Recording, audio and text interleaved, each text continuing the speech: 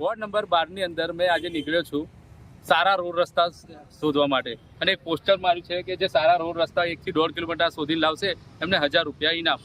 પણ મને વડોદરા મ્યુનિસિપાલિટી કોર્પોરેશનના વોર્ડ નંબર 12ના જે અધિકારીઓ છે આ રોડ રસ્તાને લગતા અને ગટરના લઈને આ જે પાણીની લાઈનોની ડિપાર્ટમેન્ટ એમની પર વિશ્વાસ છે કે આ ઇનામ મારે કોઈને આપવાનું નહીં થાય. કેમ કે વોર્ડ નંબર 12 કોઈ રોડ બાકી નથી રાખ્યો કે ખોદ્યો નહીં હોય કે પેચવર્ક નહીં હોય. અમુક જગ્યાએ તો રોડ જ નથી, પેચવર્ક જ છે ખાલી. જે ગાય સર્કલ જતો રોડ છે ને, જે એટલા બધા પેચવર્ક આવે છે કે લોકોના કમરના મણકા હલી જાય, લોકોને બીમારીઓ ઘૂસી જાય. અમુક હોટલો આવી છે મોટી મોટી, જ્યાં ઇન્ડિયાની ટીમો આવી છે, નેશનલ લેવલની ટીમો આવીને રમે છે, એ આ વડોદરાના શહેરને નામની પથારી ફેરવાઈ જાય છે. તો બી એ ખાડા એમની હોટલોની બહાર એવા ને એવા હોય છે. વિચાર કરવા જેવી વાત છે કે ક્યારે સુધરશે આ તંત્ર. એટલે વહેલી તકે કહેવામાં આવ્યું જે રોડ રસ્તા ખાડા છે એને વહેલી તકે કોર્પોરેશન એ રોડ રસ્તા રિપેર કરે. અને જે વોર્ડ નંબર 12ના લોકો છે, તમે બી જાગૃત થાઓ. ક્યાં સુધી આ મૂંગા મોડે આવું સહન કરશો? તમારે બી જાગવાની જરૂર છે.